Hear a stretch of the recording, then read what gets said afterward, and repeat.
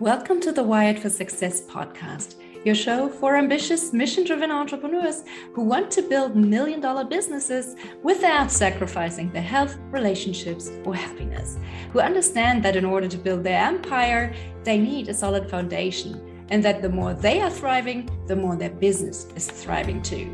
This show brings you the very best from science, self-development, and entrepreneurship to set you up for sustainable success. Hi, I'm Claudia Garbett, the scientist turned mindset and high performance coach for entrepreneurs, and I help you get wired for success. Hey everyone, and welcome back to a brand new episode of the Wired for Success podcast, where we talk about all things science, self-development, and entrepreneurship that help you get to that next level of success in your life and business. Today's guest is Dr. Paul Zak, one of the world's most cited scientists and a pioneer in the neuroscience of human connection and peak performance. Paul's work has taken him from Pentagon strategy rooms to the rainforests of Papua New Guinea, and today he's showing entrepreneurs how to decode their brain's love language. So he's the founder of Immersion Neuroscience, a platform that uses wearable tech to measure what the brain loves in real time, so that we can create better businesses, deeper relationships, and more meaningful lives. So this conversation is going to help you rewire how you work, lead, and live. Welcome, Paul, and thank you so much for taking the time to be on my show today. Of course, Claudia. So nice to be here. Yeah, it's so exciting. As you said, science and applied science is the best. So I'm really looking forward to this. It is. And I think the reason for science is that you and I are lazy people, right? I don't want to use some, perhaps debunked psychological theory to build my business or my life. I want to go right to the source, which is the brain. Yeah, let's do it. So, Paul, you discovered that oxytocin and dopamine released together create a sort of neurological sweet spot. Can you explain your research and how this works? Yeah, thank you. This work came out of post 9/11 funding from the Department of Defense in the US and other agencies that tasked us with identifying combinations of signals in the brain that would accurately and consistently predict what people would do after a message or an experience. So the original idea was to give warfighters this new superpower called persuasion. Ooh. If you think about social creatures like humans, we are constantly persuading each other all the time. That's what we do because we're around other humans. I've been married 30 years. I'm trying to still persuade my wife to stay married to me. All right, I can't be a complete jerk. I have to actually be nice to her. And so that's persuasion. And as we did this work and spent millions of taxpayer dollars, when we looked at these multiple signals and how to combine them to predict outcomes, almost incidentally, we identified how the brain values social emotional experiences. Wow. And so, as you know, Claudia, what is valued by the brain is what is acted on and remembered. And so once we had found this network, which I've called immersion, it's again a combination of neuroelectrical signals caused by the interaction of dopamine and oxytocin. Once we found this network, well, what can you do with it? Right? We both agreed this is applied science. So if it's in the lab, then it's an interesting little toy, perhaps, for scientists to play with. But we were able to trace out using pharmaceuticals this network from the brain to the cranial nerve. So I think of this as the brain's output file. And the magic of our technology is some of this passes through the heart. And we can take a time series of heart rate from a standard old smartwatch or fitness wearable and transform that into these subtle effects of dopamine and oxytocin. So that's a lot of words. In short, we have a scalable neuroscience technology that allows anybody to measure in real time the value your brain assigns to the experiences you're having. For example, corporate training. How do we evaluate the ROI from corporate training, right? Well, they sent you to this nice, hotel in Miami and, you're off site for 3 days. What are you going to say on the survey at the end? Like, oh, it was terrible. But because neurologic immersion correlates so strongly with information recall weeks later, if I measure neurologic immersion objectively while I'm doing that training, then I can go back and ask, okay, how might I improve this? For whom did it work? For whom did it not work? Right? Those are really interesting, detailed questions. So Accenture, a long-term, professional services organization, long-term subscriber to our software, has found that people cannot stay neurologically immersed in training for more than 20 minutes without a change in task. So it could be 20 minutes of a facilitator setting up a the day, and then you switch to some table work, and then 20 minutes later you do debriefs, and right. So that's a very empirical approach to optimizing the way we acquire information. We're all overeducated, and we all have learned to sit on our butts for 8 hours at a time, but our brains don't work at that speed. So Yeah. again, as you said, what we really want to do is optimize this experience, and that optimization comes from how the brain can process information. That's so interesting. And it makes me think, because I work at the university as well. So it makes me think about the students and how we can improve the student experience when we're teaching, right? So maybe we could measure how engaged the students are and what we could do to improve their experience as well. So that should also be great. And it reminds me when you said, like, 20 minutes is the time that we stay engaged, because you often hear in like learning theory and stuff that it's a 90 minutes interval that people can pay attention, and then you should have a break. And that's why a lot of those university lectures or so are maybe set up in the way they are set up. So would you argue that 90 minutes is definitely too long and we should maybe shorten them, or should we just structure them differently? And again, the nice thing is that Accenture found this with years of work. So it's not just me saying this, right? It's some giant company that's been, testing this, because again, they want to get a high enough ROI from spending. They spend $1 billion a year on training, $1 billion. They got to get a return on that, right? So they're very interested in doing this well. So again, I could be a 90-minute lecture, but I need to switch tasks. For me, if I'm giving an hour keynote talk, then I will interleave some videos. I will maybe have a poll. I'm going to switch it up. So again, because the brain, for listeners, the brain has such a tendency to return to baseline because it's so energy hungry. It takes about 20% of our calories to run your brain, and it's only 3% of body weight. So it really wants to get to baseline and just idle. And that's when you space out and you think about your dog and, I don't know, taking a walk or whatever you're doing. And so if I switch tasks, now it's like, I'm going to kick in again, right? I've kicked it now into second or third gear, and I'm ready to go, where it really wants to just be in neutral because it saves energy. And so that's what we're fighting against when we give addresses and when we do training, when we onboard employees, is we're fighting against that brain's tendency to return to baseline. Yeah, no matter how exciting you are, by the way. So think of, TED Talks are 18 minutes, and that was brilliant. Chris Anderson thought of that, or someone before him. And, 18 minutes, hit me hard, hit me fast, let me go home. That's so good. But you've gone from academia to founding a neuroscience company that is really changing how businesses operate. So what was the turning point that made you decide to bring your research out of the lab and into the world of entrepreneurship? Yeah, that's a good question. So that's my fourth startup. And the true answer, there's an honest answer and a dishonest answer. So which one would you like? Both of them. Okay. So I can make up my mind. The dishonest answer is, I wanted to make the world a better place and share these technologies in the world. And it's exciting to start companies, which it is. The honest answer is poverty. Poverty is a good driver. So as you know, as an academic, your lab gets smaller, bigger, depending on grants. They're very chunky.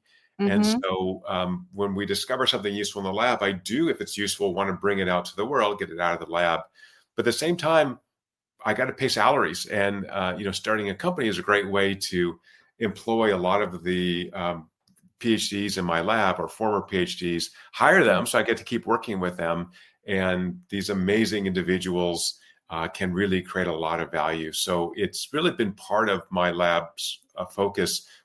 Years ago, we had this sort of open door policy, as opposed to me thinking of, as a lab director, all the interesting problems to work on. I want to open the door and have the world come to me and go, oh, here's an interesting problem. And sometimes those interesting problems are a one-shot project, but sometimes they turn out to be an 8 or 10-year research program, which is really very applied and useful, as opposed to what might get me attention from the journal editors or my colleagues, which I don't care about. Sounds like a great win-win that you created there for you and your PhD students and everyone around. Yeah, let's solve problems, right? We're so smart. And I should give credit to Claremont Graduate University, my employer, that has given me enough time and freedom and support to be able to start companies. That's awesome. Can you explain what services your company provides? So who do you serve and what do you offer? Yeah. So we are the first neuroscience as a service platform so that anybody can measure what the brain values. So if I think of, there's lots of neuroscience technologies, but they're mostly designed or almost always designed to look at what part of the brain is more active in task A than task B. What we've done is flip that and go, what do people actually, can I use one bad word, Claudia? Yeah, go. Okay. So one of our early subscribers to the Immersion platform called it the give a shit measure, which is, again, for this lazy brain that wants to idle, like, what do people actually care about? How do I wow my customers? What, even if they can't tell me, they certainly can't tell me second by second. How do I create an amazing customer experience? How to create an amazing employee experience? How do I market my movies or my product? Those are all questions about how much the brain values that experience. And by having a technology that anybody can use, and you don't have to talk to weirdos like me and get information, you can just measure it yourself. And so I think that's really revolutionary. And as you know, there's applications both in digital health, for example, helping people live happier lives. But just thinking about people joining this very strange religion that I'm a member of, called CLV, Customer Lifetime Value. Ooh. I'm such a cheap bastard that I don't want to pay customer acquisition costs when I can just wow the customers I have and upsell them and get more money from them. So I love to have these customers. I'm sure you do too. They email you like, oh my God, this is like changing my life. I love this. And I posted on LinkedIn how much I love your service. And like, that's the best. I want those raving fans. That is the best way to build your business, in my view, is have those raving fans. So I should say also, I built a team around this. We have a very experienced CEO scaling us up. As a weirdo academic, scaling a company is a whole special task. And this guy's done it many times. And so we have a great team around me. So it's not just me, it's people who really know what the hell they're doing. Sounds great. Now, of course, we want you to spill the beans. So as entrepreneurs, how can we engineer those moments for our customers, for our team, for ourselves, for everyone around? Yeah. So here's the key takeaway. And I may have even written a book. Oh, I got a copy of it. That shares all that. It's, a couple years old, called Immersion. So, you get it on Amazon for, I don't know, free or something. It's almost free. So anyway, lots of details in there. I'm not trying to sell books. I don't really care, but you can just follow up with that. One is, we have found that sustaining neurologic immersion, this, do I care about this experience, is very effectively done with storytelling. So we know this from teaching, and you teach like I do, that stories are a really effective way to create emotional buy-in. So this network that values experiences, that valuation is emotional. It's an unconscious emotional response that says, this is valuable to me. And so storytelling is a very interesting way to do that, because I introduce characters, put them in a setting, and then we create tension. And that tension is that emotional response that says, oh, these characters are having some kind of crisis or problem. And as a human being, I empathize with that. I guess it's all unconscious. And I begin to absorb that tension, that emotion that those characters have. So if we can tell an effective story, then we can convey information very well. What's interesting is that we all tell stories. We all think we can do it well. But when you measure, for example, one of the US TV networks has been using our technology for years, and they are professional storytellers, and yet they fail a lot of the time. The stories kind of fall flat. Or ads that we just done a ton of work with companies to say, see if I can mention them. But anyway, large ad agencies, I might be NDA'd, but companies you would know that have used our technology. Nissan some years ago, some new stuff will come out with Toyota very soon, using our tech, some very, very interesting branding films. And so by knowing what people really value when someone uses your product, or when you market your product, you can optimize that experience. So that storytelling, even in physical, like retail, there's something called narrative retail that I discuss in my book. Like, let's create a journey for that customer so that he or she understands about the products and services we offer. And I want that journey to end on an area where I have the highest profit margin options for you to purchase. I want to tell the story about why we're here. And so I think there's so much that we can do with the storytelling realm. for listeners, in general, shorter is better. And if you want to ask people if they like something, you are on a fool's errand. So we find a zero correlation consistently for commercials, for movie trailers, between liking and neurologic impact. And we look at the relationship between a measure of liking and market outcomes, like sales bumps from advertising or movie ticket sales after movie trailers.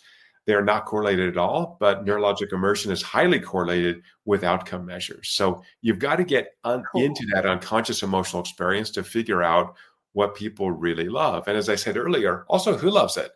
Does it work the same for men versus women? How about old people versus young people? So having that ability to really effectively target the audience that loves this the most, as I said earlier, will share the information. Who are your super fans? Now, you could find out by having them write fan fiction or, I don't know, seeing how much stuff they buy. But by having some kind of stimulus like a commercial, an advertisement, and find out which segment of the population really loves this, and then incentivize them to share, right? They love whatever you're doing. They're loving it, and they will talk about it for you and do a lot of work, which gives you free leverage from a marketing perspective. Awesome, right? What's not to like? Sure, but you got to find them. Yeah. And this makes me think, so you're basically measuring the outcome of this combination of dopamine and oxytocin and dopamine, right? So I was wondering, we know from research how you can trigger dopamine and how you can trigger oxytocin. For instance, like eye contact can trigger oxytocin, right? Or a surprise maybe can trigger dopamine. So are those little elements that we can use to engineer those experiences to get to exactly what you're measuring, basically? Great science question. I love it. So a couple things. One is the dopaminergic response starts first, and that induces oxytocin release, which further induces dopamine release. So the first thing is I've got to open hot. Like I got to get your attention. Hey, come on, this is happening. Like don't start slow. Don't talk softly. Hey, my customer, my whatever, this is exciting. We're just going to, put some energy into it. So wake up the brain and get going. And then you've got to create that emotional tension, right? So the oxytocin part, think of this as, I call it emotional resonance. It's got to be emotionally valuable. Once I've got your attention, that's just table stakes. Like eyeballs, that eyeballs does not correlate into sales, but getting you to care about this, the give a shit measure, that getting you to really care among all the things you have to do today and all the things your brain's doing to keep you upright, breathing, and conscious. If I can get you to really care by telling you a story, by showing you a video, by walking you through my store, right? All those things are really important. And the human element is essential. So as a quick example, I was in New York City a couple of years ago with my teenage daughter. She wants to shop somewhere on Fifth Avenue. Great. She's a teenager. I don't want to walk around the women's section with her at whatever store. I'll go to the men's section. I'll just hang out and you can shop on your own. This is a nice store. And, I'm dressed nicely. I'm not a homeless person. And literally there's 3 salespeople there talking to each other. No one greets me. I'm walking around and I finally walk over to them like, you guys obviously don't care, right? So you don't want to talk to me? Like, what's new? Don't you want to sell some stuff? I presume you get paid to sell stuff. So one of the 2 of them just look at me like I was the insane person. And one goes, well, what are you looking for? I'm like, I could look at some sport coats. You have something nice, something new? Come show me. Like, oh my God, you're just leaving money on the table. Like, it's just shocking to me that, hi, sir, how are you? Gosh, we've got some beautiful new sport coats in, or we have some great pants over here. I would go look. I have to spend something. No, I didn't buy anything, but at least give it a shot. Sit there and chit chat and let a customer walk by. To me, it's just nuts. So that human component is where the emotions come in. Make that connection. Make it amazing. We have shown in published scientific research, by the way, that the neurologic immersion of a salesperson in high-end luxury retail predicts with 80% accuracy which customers will buy. Customer salesperson interaction. And there was a positive linear relationship between neurologic immersion of the salesperson and how much money these people spent. So in this study, The max spend was $2,700. The average was $323. This is real money, right? For almost any store, that's real money. So the more you engage with that customer, the more they're going to spend. Oh my God, that's like I've changed the world by saying that.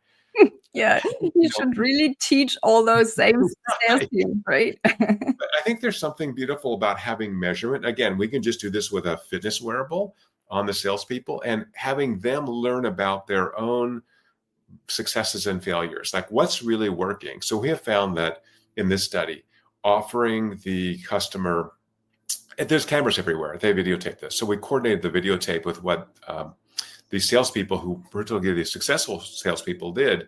They would offer a beverage to their customers where other salespeople wouldn't. So you're going to be there for a while. Hey, would you like a cup of coffee? We have a great espresso machine. Oh, gosh, that's really nice. Now, from a neurologic perspective, that's giving a gift. And we have shown in published research 20 years ago that when you give someone a gift, they want to reciprocate. It induces oxytocin release. Bingo. Now we're playing with fire, right? Now we're actually getting something there. So think about that gift giving. Think about that personal connection, that really caring about having that customer have a great outcome. Even if it's difficult for some people, you can fake it till you make it. If you do something enough in your brain, it just becomes natural, even if it's not typical for you. So try to be a warm human. Try to be a human being for once. That's all I'm saying. And there's this interesting research that also showed that if you hold a warm beverage, right, people perceive you as warmer. No, it's thoroughly debunked. That's not true. No, it's debunked long ago. I heard this. I just recently read it in a book again. It's wrong. It's wrong. It's been debunked. And just neurologically, it makes no sense at all. So why would something in your hand affect what your brain does? No, sorry. Okay, would have been nice. That would be a hell of a hack, but no, it just doesn't work that way. But what works is real human connection, really caring about the customer and putting him or her first. And I think, that's where you want, again, that's where I really want that CLV to kick in. Know the customer's name. Here's my pet peeve. The awful coffee company, Starbucks, because the coffee is terrible. I have to go there all the time because it's everywhere and I'm whatever. If I'm using the app, why the hell are you asking me my name? You say, oh, are you paying with the app? Let's scan it. They should say, oh, hi, Mr. Zach. Welcome back. Hey, last time you got a blonde roast, whatever. Would you like the same thing? That little bit of connection is really essential from a brain perspective to build in that loyalty, as opposed to what's your name? What do you want? I mean, the people at Starbucks are nice, but you can customize this at scale. We have so much information now. That little bit of human connection is so valuable and it generates a very high ROI. Yeah, and it's not hard to do. It's an easy thing, and it makes everyone's life so much better, right? It's just this being nice. That's a good point. And the employees enjoy it more because now the customer smiles. Oh, wow. Oh, you knew my name. It's so wonderful to be greeted by name. I fly a lot on United Airlines. I'll give them a shout out. And so because I'm a premium flyer, I'm often greeted when I get my snack or meal, whatever. They'll say, oh, hi, Mr. Zach. Welcome back. Thanks for being a loyal customer. Loyal customer. That's CLV, right? They know my name. They have all the information. It's in their iPad or whatever they're looking at. It's not like they have to memorize my face, but use the technology you have to make that a personal experience. Again, this is not new. I'm just telling you why it works neurologically. While we're on that topic, how has spending 30 years studying oxytocin, dopamine, and connection changed the way that you show up in your personal relationships? That's great. So I published a book a couple months ago called The Little Book of Happiness. And I think really, if I encapsulate the work I've done over the last 30 years, it's really been creating knowledge and technologies that people can live longer, happier, and healthier lives.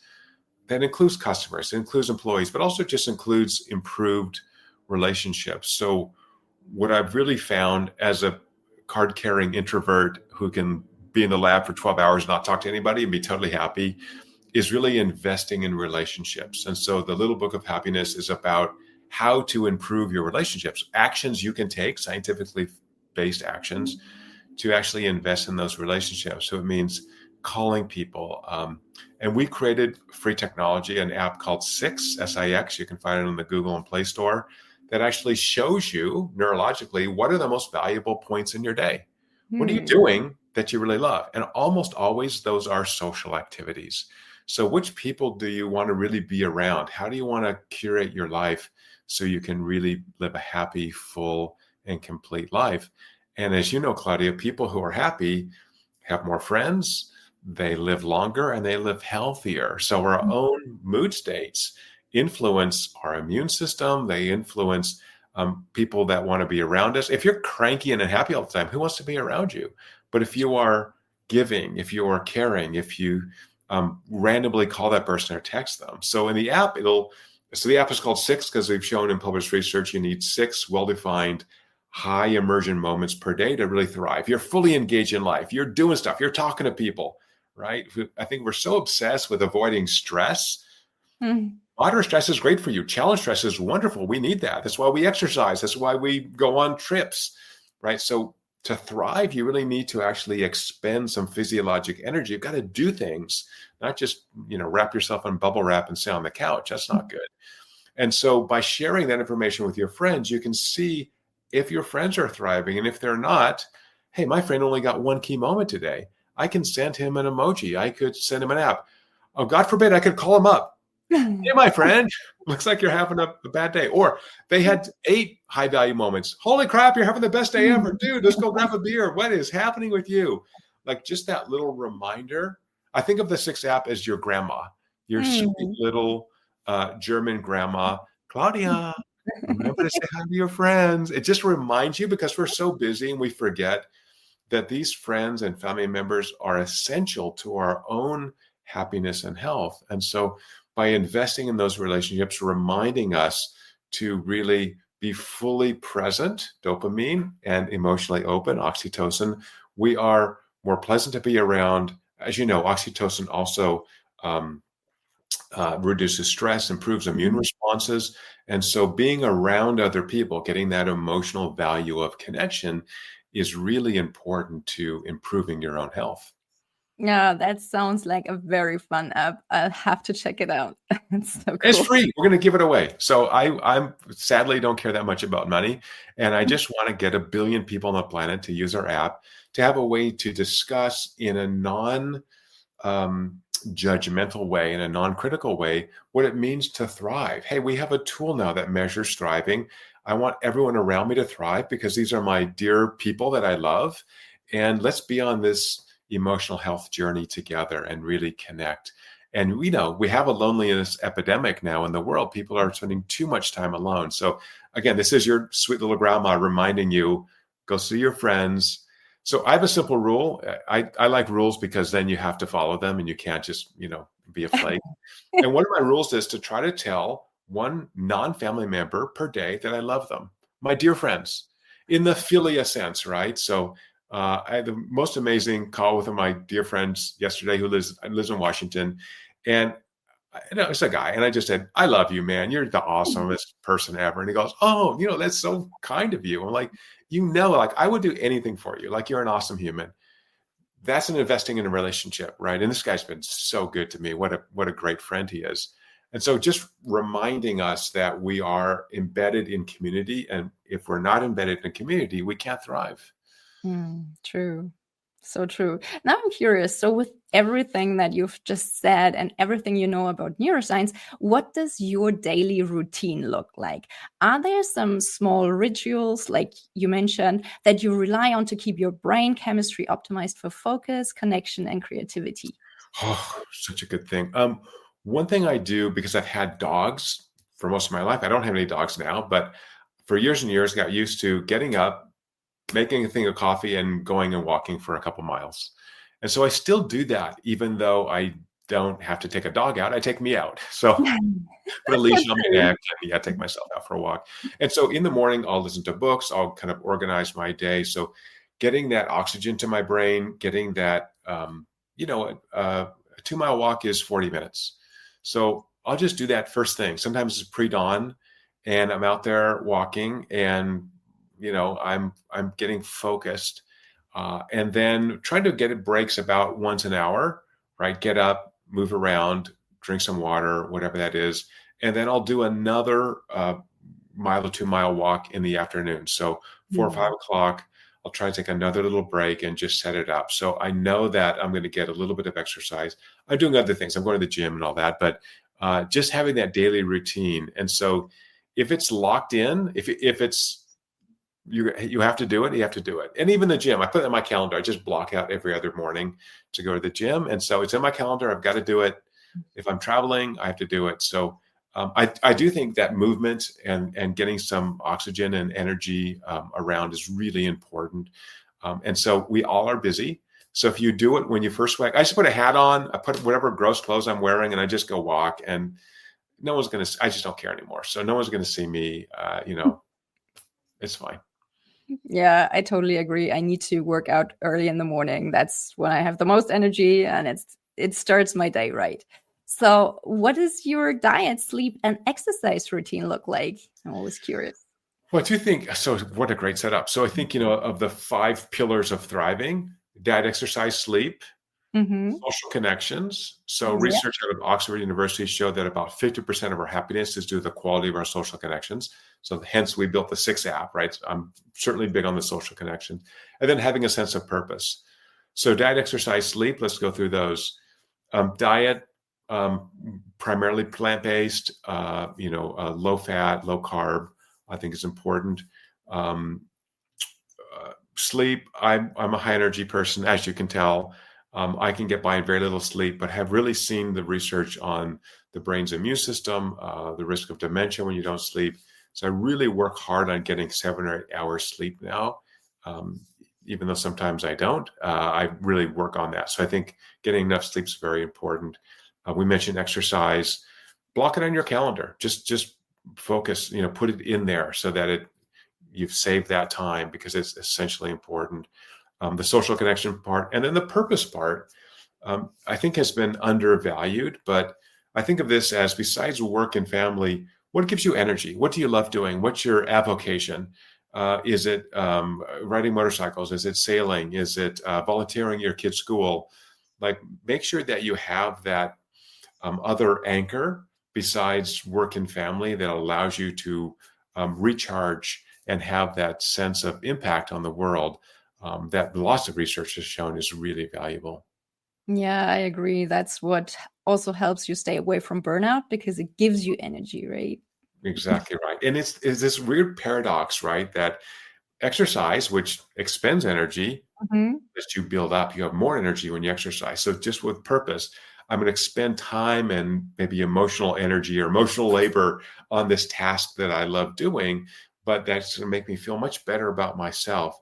And almost always those purpose activities involve other people. So they forge social connection. So if I want to be, a good rock climber, I'm not training by myself. I'm training with other people, right? They're helping me. I'm helping them. It's almost always a social activity. So for people who don't have a lot of those, you can just volunteer. Sign up to volunteer on something. So I do a lot of hiking. And so I just signed up, and I moved recently to a new city, and I just signed up to be like a volunteer trail clearer person. And so, I meet people in my new city, and I do some physical labor, which is nice. And boom, there you go. That's awesome. Now we've talked about all the positive sides of measuring what your brain loves, but is there also a risk of maybe manipulating people in ways that might backfire ethically or otherwise? So, if we think about dopamine, we also know that it's important, like in stuff like addiction, right? So we have to be maybe a little bit careful about how we engineer those moments that we talked about before. How do you think about that? Gosh, it's so nice to share a brain with you, Claudia. So in my book, Immersion, I have a whole chapter on the ethics of persuasion. And so my view is, again, we're social creatures. We're embedded with other people all the time. And we're trying to get them to do something like us, talk to us, not murder us. I don't know what we're doing. I'm thinking of the New York subway or something where, you're just trying to, like, whatever, not get freaked out. So I think as long as the people we're interacting with are cognitively intact, they're not being coerced, they have a chance to say no, there's no undue pressure on them, then they can say no. So again, we do it very naturally all the time. I think if you're going to be persuasive, you might as well be as persuasive as possible. I don't want to be a bad salesperson or a bad spouse or a bad parent. I want to try to be good at all those things. And so by measuring and rehearsing what we're doing, I think we can get better. So, for example, ad agencies, I think this is very public, but anyway, Ogilvy's been using our technology for quite a while. They will rough out an ad, and then they'll measure the neurologic immersion second by second. Go, oh, here's where we're at second 20, where people are really dropping off neurologically. So let's edit that so that we finish with high immersion. We utilize what's called the peak end rule. People tend to remember the peak emotional part of an experience and the end of that. So if I can put a peak at the end, that's a double win. So I can actually measure that neurologically, and then I use the word engineer, sort of engineer this experience. But if you're showing me an advert for diapers and I don't have little kids at home, I might enjoy it. Little babies, they're so happy with big eyes. But you're not going to convince me to buy diapers if I don't need diapers, right? So again, as long as my properly, yeah, exactly. Until I get super old and I need diapers myself. Yeah. Now, what's the biggest mystery about human behavior or connection that still keeps you up at night? So the thing that you're obsessed with figuring out next. Gosh, I'm kind of a good behavior guy, right? A lot of the work I've done, the scientific research has been on why are people ever nice when no one's looking? Why are we altruistic? Why are we trustworthy? So really spend a lot of time looking at these virtuous behaviors, which are largely driven by oxytocin, although not exclusively. To understand that, we've also spent a lot of time looking at bad behaviors. And so we have a long-running research program studying criminal psychopaths neurologically. And we're making some good progress to really characterize the underlying psychopathology, the underlying neuropathology of these individuals, so that one, we can better understand them, we can identify them, potentially treat them. So that's been a long-running research program. And then I think continue to have these kind of, what's a wow experience? What does that mean? What we found for high immersion experiences is that they can be replicated over and over and the brain still gets value from them, which is very interesting. It's like watching a movie a second or a third time. If it's a great movie, you can rewatch it and you'll get more things out of it, and it's quite enjoyable. And that's kind of a mystery to me too. Why doesn't the brain just get bored? You know the movie, right? Or a book. People reread books. I think that's a really interesting phenomenon that I don't have a really good sense of, and I don't think anybody else does either. Maybe it's like your favorite food. You don't really get bored with your favorite food, right? And unless you eat it every day. But if you enjoy chocolate ice cream, you enjoy it more often, not just once, right? Maybe there's something similar going on there. Yeah, I think there is. I think, if it's valuable to you, it'll continue to be valuable, which is, absent some, major change in life. So yeah, I think we're really trying to work on that. Like, what's the long-term play here? Why doesn't the brain seek more variety? And we do see this a lot in animals, where animals will, both in laboratory settings and in the wild, they'll begin to sample a little bit, different kind of fruit or a different leaf or and so humans certainly are variety seeking as well. But if it's good, yeah, we sort of stick with it. Anyway, I think it's kind of weird, and I'm interested in weirdness. Yeah, it's so cool. So last but not least, where can our listeners find you online if they would like to learn more about you or just connect with you? Thank you. What a pleasure to be on with you again. If you're listening here, you must be an awesome human. So I'm happy to take an email or reply to you. You can find our website at getimmersion.com. You can email me there, immersion with an I. And all kinds of books. And I put all my stuff online for free. So you can just Google me and you'll get all kinds of scientific papers and find my books and everything else. So, Fantastic. Well, thank you so much for sharing all your tips and insights with us today. This was so much fun. Thank you. It was a pleasure. Just a ball. So keep up the great work, make some more interesting observations and some great research, and talk to you soon. Bye. Thank you so much for listening to the Wired for Success podcast. I hope you've enjoyed this episode. If you did, please take a sec to rate and review my show or share it with a friend. That way you can support the show and help me reach and support other entrepreneurs like yourself as well. If you would like my help to figure out how you can go from overwhelmed and overworked hustler to empowered and confident leader, check out my website at www.wiredforsuccess.solutions and book a free 20-minute strategy session with me. Can't wait to help you get wired for success. Until next time, take care. Bye.